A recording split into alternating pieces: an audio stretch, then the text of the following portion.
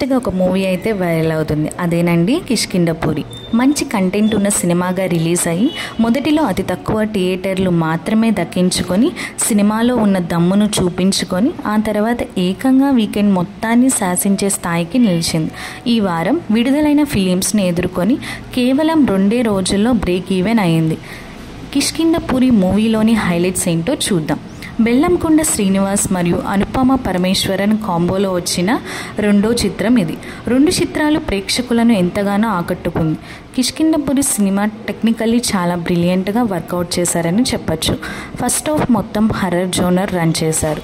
ఆ sound effects, దెయ్యం pass అయ్యే షార్ట్స్, వచ్చే సౌండ్స్ అందరినీ చాలా భయపెడతాయి. ఖచ్చితంగా ఇంత కష్టపడ్డ సౌండ్ ఇంజనీరింగ్కి అయితే ఆ క్రెడిట్ ఇవ్వాలి. ఇక సెకండ్ హాఫ్ మొత్తం ఇన్వెస్టిగేటివ్ జోనర్కి తీసుకెళ్ళిపోయారు.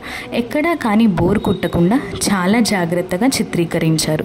అనుపమ పరమేశ్వరన్ తన క్యూట్నెస్తో అందరినీ ఆకట్టుకుంది. ఇక సినిమాకి హైలైట్ ఆయన విలన్ రోల్ చేసిన శాండీ మాస్టర్ తనదైన స్టైల్లో ప్రతిసారి ఆకట్టుకుంటూనే ఉంటాడు. ఈసారి కూడా అలానే జరిగింది.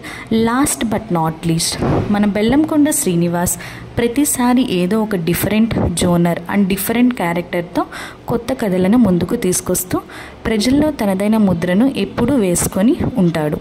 కిష్కింధపురితో హర్రర్ని కూడా టచ్ చేసేశాడు.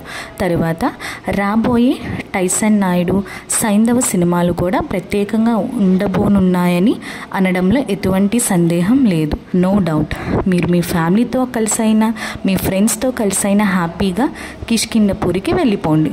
అలా అని కిష్కింధపురికి వెళ్ళబోతారు, అక్కడ అసలే చాలా దెయ్యాలు ఉన్నాయి.